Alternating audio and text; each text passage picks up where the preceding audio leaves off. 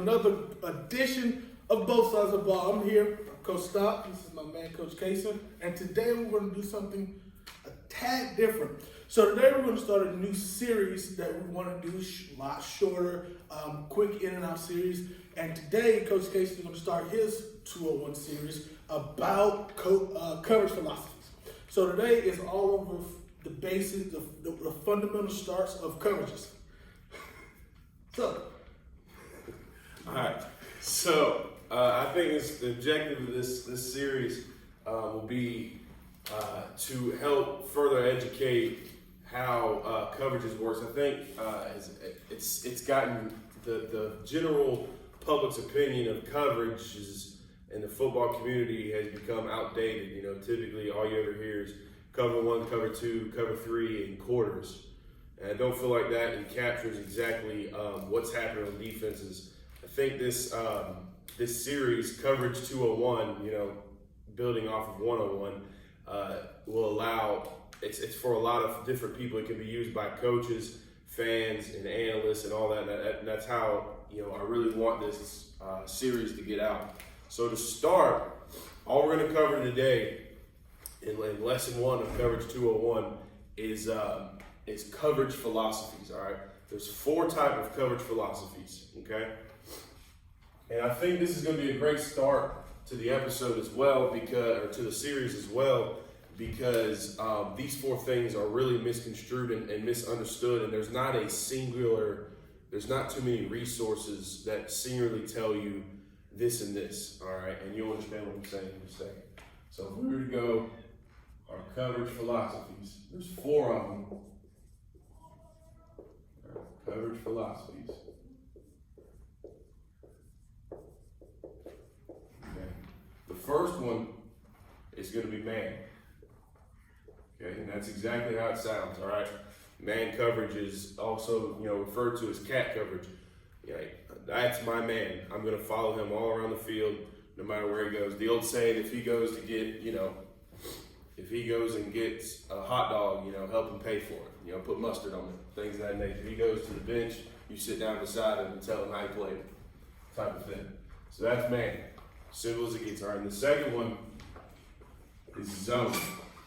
As most of you know as well, you know, you drop to a spot. The more important key of zone is you're dropping to a spot with eyes visioning the quarterback. So eyes visioning the quarterback. And when the ball is thrown, once the ball is thrown, you would then break and go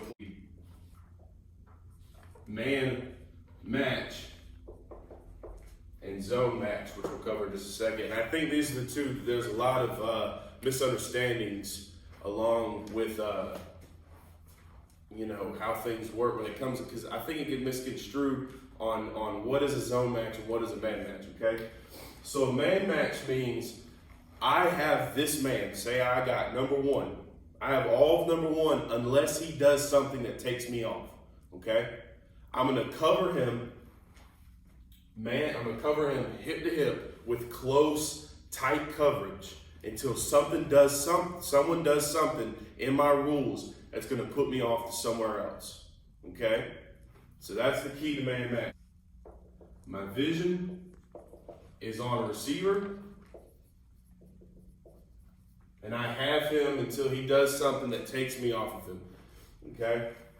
And then the final one is zone match, okay? The final one is zone match, and zone match means I'm going to drop into my landmark relating to whoever's going to go into my zone, and I'm going to match him man to man with vision on the quarterback once he gets into my area. I'm going to, basically what people just refer to as pattern matching, okay? That's what people call it. The main keys is that I've got eyes on the quarterback, visioning the quarterback, I'm dropping to my spot, and then I'm going to match the pattern of what I'm seeing and then take someone man to man. All right, the other key is that there is a no cover zone, okay? And we're going to cover that pretty well here in a second. So typically that no cover zone is 5 yards from the line of scrimmage on. So we're not going to run up on someone that runs into the flat. Instead, we're going to play into our zone and force the short throw and then rally to it, okay? So let's cover up 2 main topics. The 2 biggest differences between a zone match and a man match are how you're going to see your defenders relate to, your underneath defenders relate to patterns, all right? So this is what I mean. All right, so first we're going to do a zone match. All right, we're going to draw our runner. Say we have a random hook, defender, whatever, it doesn't really matter what he is. And our runner runs a flat route. All right, in a zone match, he's going to drop into his spot, relate to him, and then go once the ball's thrown, okay? See the path that he's taking. He's getting into his area and he's going. If he was to go across, like if he was to go this way, he would still do that, all right? They would move, they work on a string, but they wouldn't necessarily be in the hip of the runner, okay?